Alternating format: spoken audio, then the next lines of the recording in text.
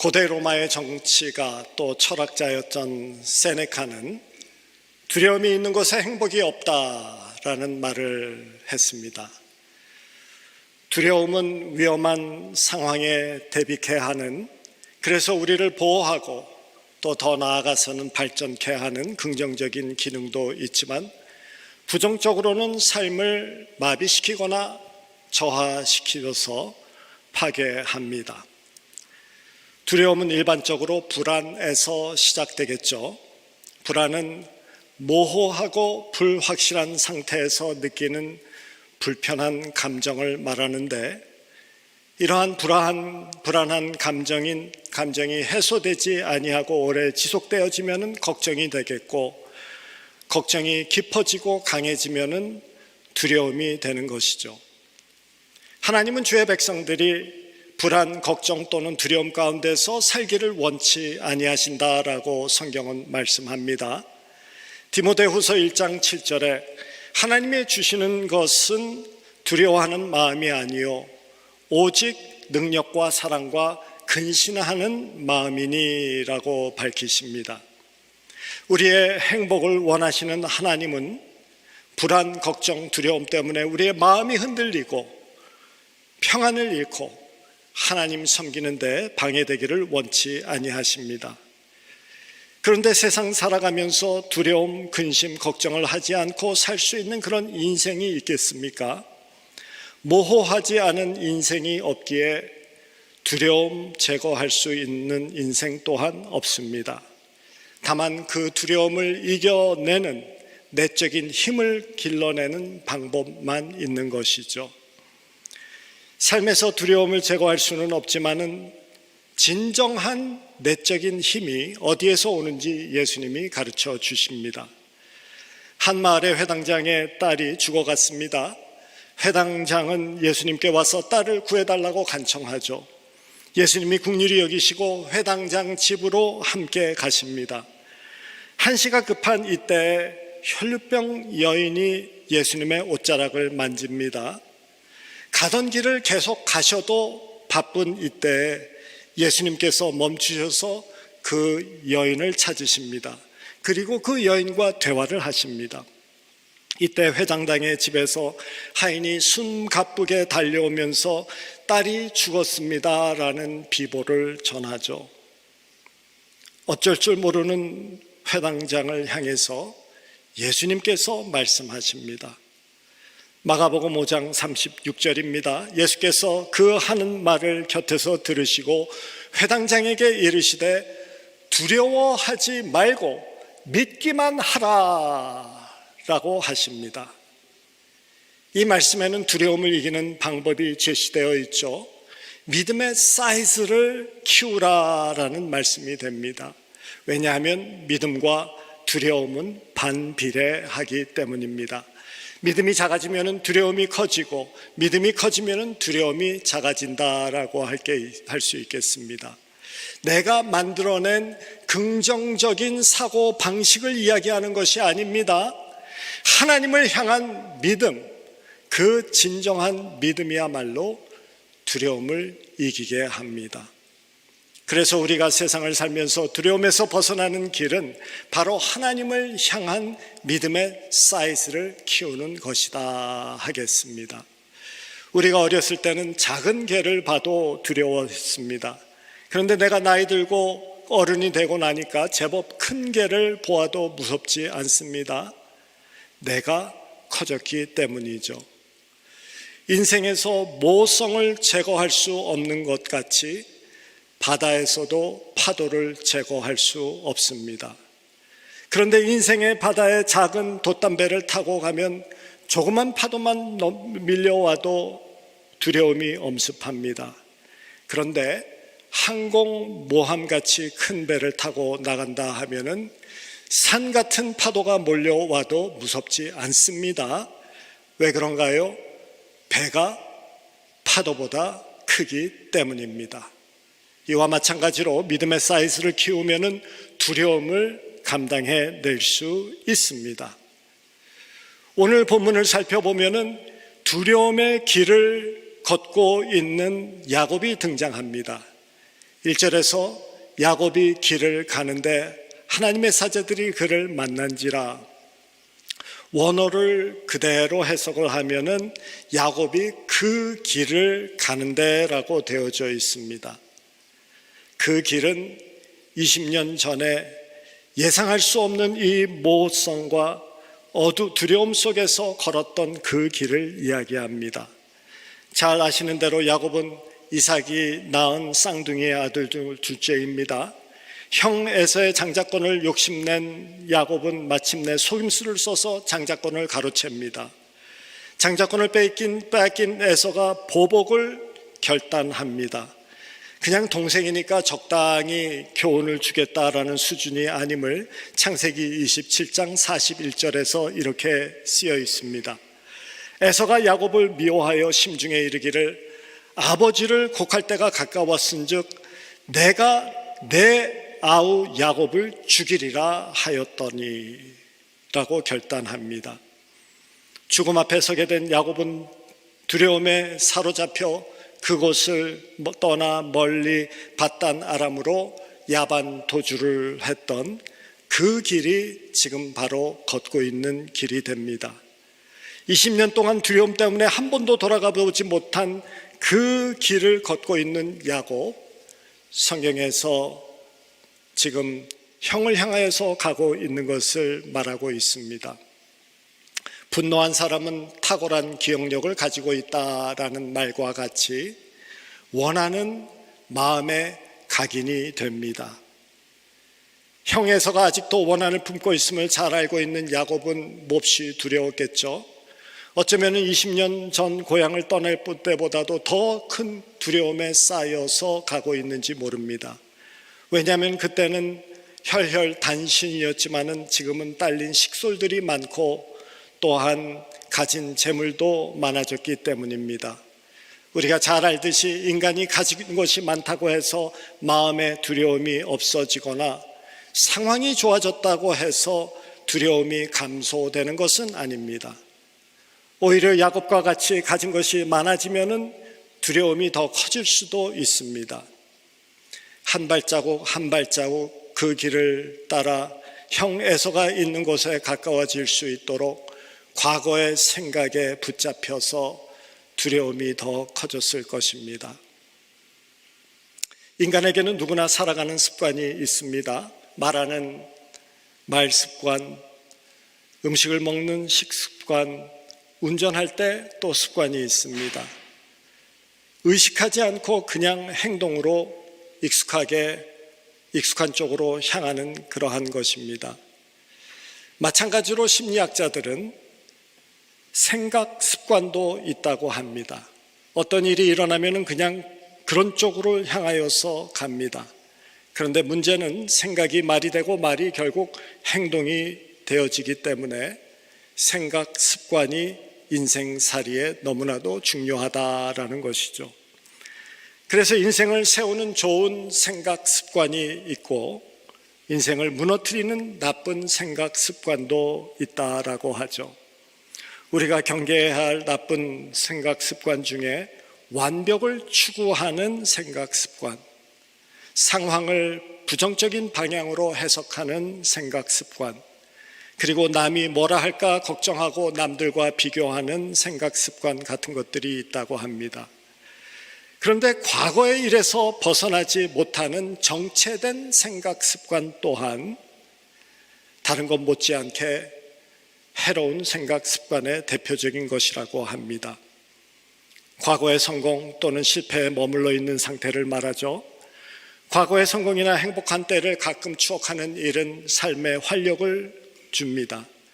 그러나 과거의 실패와 아픔을 기억하며 깨달음을 얻어서 미래를 향해서 더 나은 방향으로 발전해 나아가는 것도 도움이 되겠습니다. 하지만 성공이든 실패든 과거에 머물러 있다라고 하면은 삶이 정체되어지고 객관성을 잃게 되어지고 불필요한 갈등을 유발한다고 합니다. 야곱에게는 이 아픔이 많았던, 또한 실수도 많았던 이 길을 걸으면서 같은 하늘 아래 살 수 없는 철천지 원수가 된 형 에서의 생각에 묶여 있습니다. 두려움에 잡혀 있습니다. 그런 심한 두려움의 생각이 묶여 있는 야곱에게 하나님께서 은혜를 베풀어 주십니다. 하나님이 천사를 보내주시는 것입니다. 1절을 다시 봅니다. 야곱이 길을 가는데 하나님의 사자들이 그를 만난지라. 히브리식의 문장 표현이 그를 만난지라, 이렇게 가다가 어디 부딪혀서 만나게 된 것이 아니라 그를 찾아왔다라는 의미가 되겠습니다. 그리고는 2절에서 야곱이 그들을 볼 때 이르기를 이는 하나님의 군대라 하고 그 땅 이름을 마하나임이라 하였더라. 그에게 군대 천사들이 나타난 겁니다. 그런데 야곱이 그 광경을 보면서 그곳 지명을 마하나임이라고 붙입니다. 마하나임은 복수형 되어집니다. 그래서 두 진영, two camps라가 뜻이 됩니다. 천사가 한둘이 아니라 군대처럼 모여서 왔는데 잘 보니까 두 진영으로 나뉘어 있는 것입니다. 마치 야곱 일행을 앞에서 또한 뒤에서 에워싸면서 호위하려 하듯이, 또는 양 옆에서 호위하려는 그런 계획을 가지고 나뉘었던 경우라고 보아도 되겠습니다. 성경에 보면은 천사의 존재에 대해서 언급하는 구절들이 무척 많습니다. 구약에만 100회 이상이고, 그 작은 신약도 구약에 비해서도 작은 신약인데 신약에서는 160회 이상이 언급되어져 있다고 합니다. 시편 34편 7절에는 하나님의 천사가 주를 경외하는 자를 둘러 지키고 그를 보호하시느니라. 시편 91편 11절에는 그가 너를 위하여 그의 천사들을 명령하사 내 모든 길에서 너를 지키게 하심이라. 신약 성경에도 천사들이 하나님의 백성들을 보호하고 돕는 사건들이 기록되어져 있죠. 대표적인 사도행전 22장 8절과 9절이 됩니다. 천사가 이르되 띠를 띠고 신을 신으라 하거늘 베드로가 그대로 하니 천사가 또 이르되 겉옷을 입고 따라오라 한데 베드로가 나와서 따라갈새 천사가 하는 것이 생수인 줄 알지 못하고 환상을 보는가 하니라. 베드로도 천사를 직접 이렇게 경험해 보지 못했는 듯합니다. 이것을 환상이 아닌가, 꿈이 아닌가라고 생각하고 있습니다. 천사들은 이렇게 하나님의 백성들을 돌보고 보호하고 계심을 성경에서 우리에게 말씀하십니다. 오늘 말씀에서도 야곱이 처한 급하고 어려운 처지에 군대 두 진영을 보내시어서 돌보고 계시는 것을 우리에게 가르치십니다.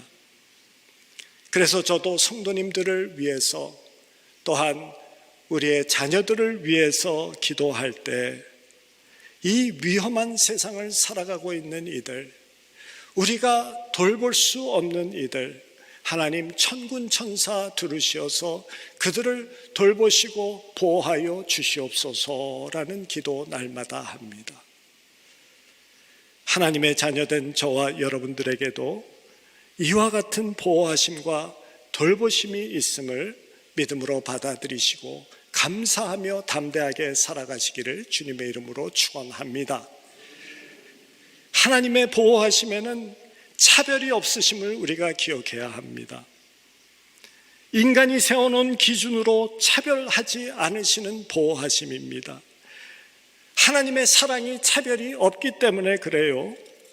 그래서 차별이 없이 그의 백성들을 구원하셨죠. 하나님이 우리를 구원하셨을 때 우리의 실력을 보았습니까? 아니면 우리의 성격을 따지셨습니까? 아유, 저거 성깔이 저래가지고 어디다 써먹겠어, 뭐 이런 거 따지지 아니하시고 하나님께서 우리를 구원하십니다. 구원은 내가 잘한 것이 쥐꼬리만큼도 없는데 주어진 것입니다. 하나님이 보시기에 귀엽게 보이는 구석이 내 안에 발견되어지지 않음에도 불구하고 우리를 구원하신 것입니다. 그래서 로마서 5장 8절에서는 우리가 아직 죄인 되어졌을 때, 이 죄인 되어졌을 때는 우리 안에 선한 것이 전혀 보이지 않았을 때다라는 말씀이 됩니다. 우리가 한 게 아무것도 없다라는 말씀입니다.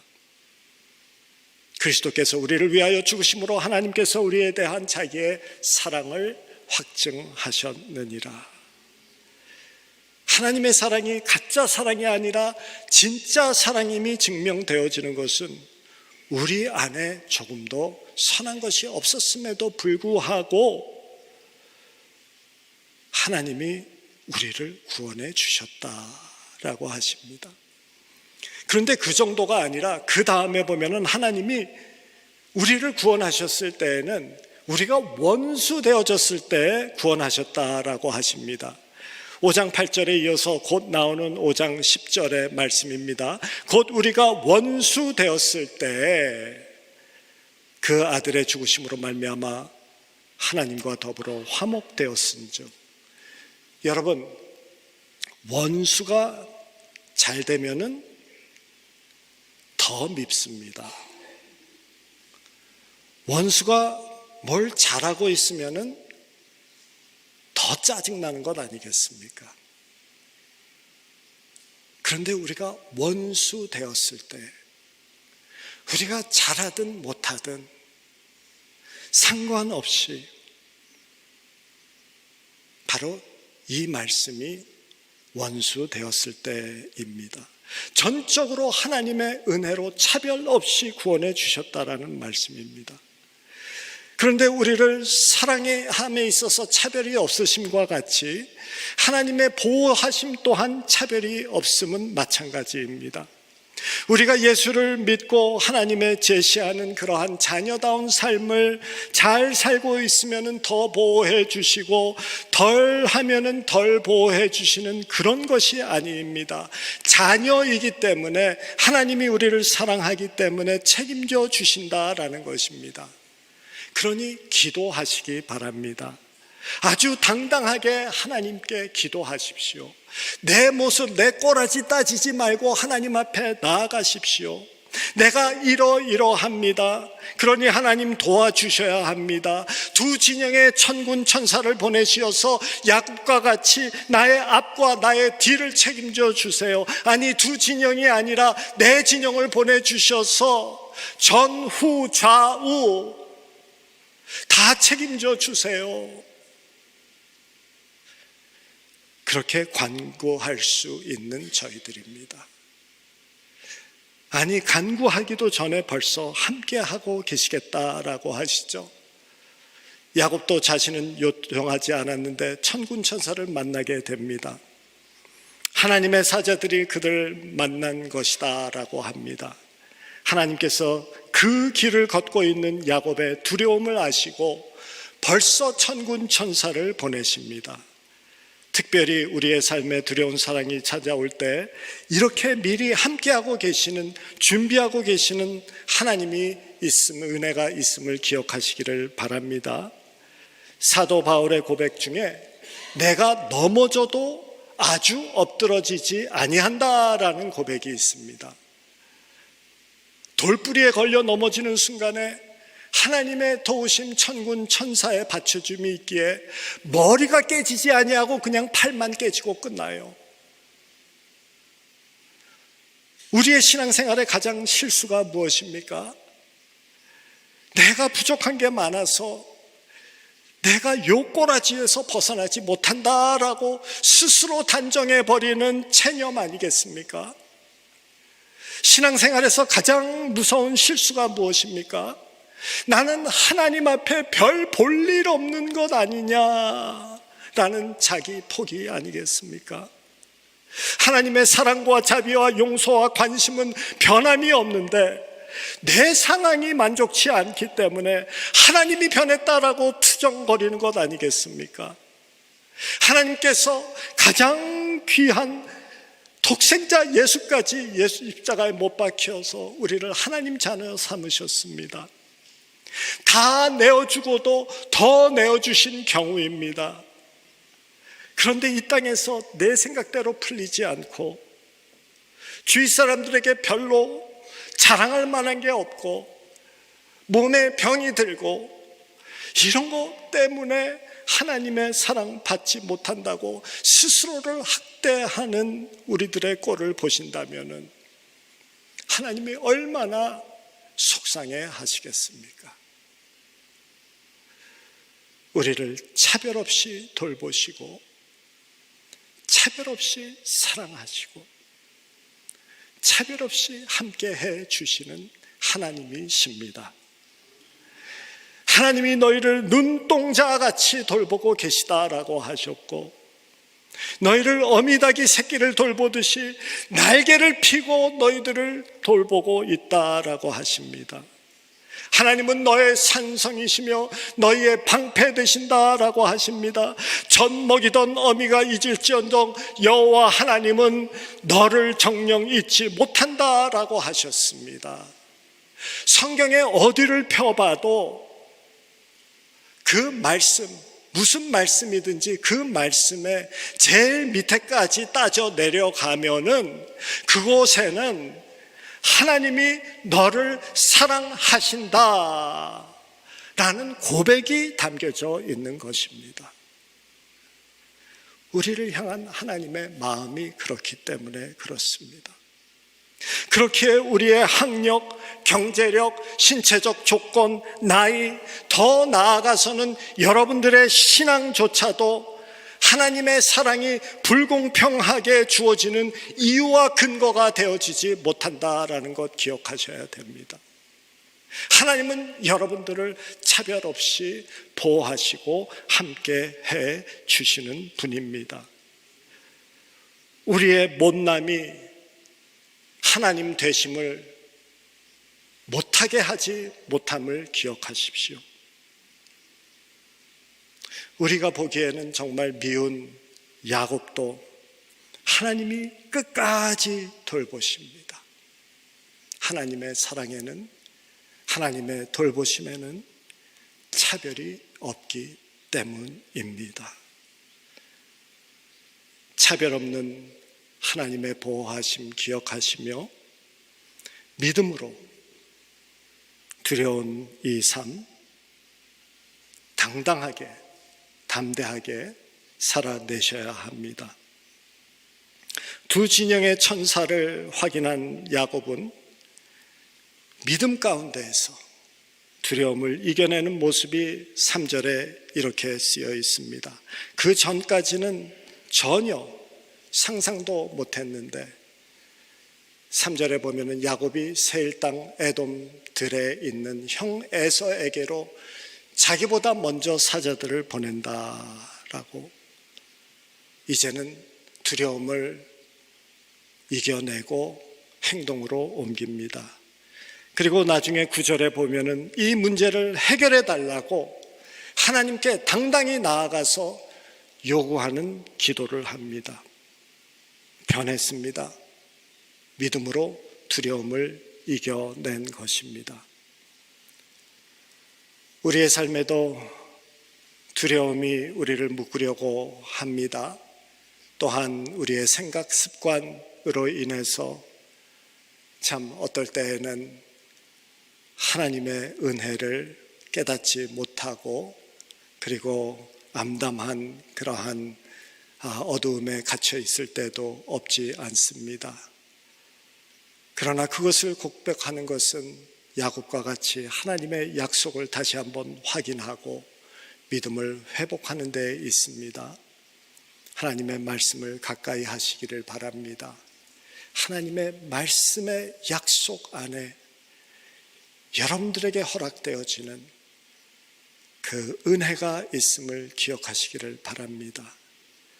일이 터져 어려움이 찾아오는 그때 가서 기도하면 갑자기 힘이 나고 갑자기 은혜가 되는 것 아닙니다. 평소에 믿음을 키워 놓아야 기도를 해도 세상 말로 기도발이 먹힙니다.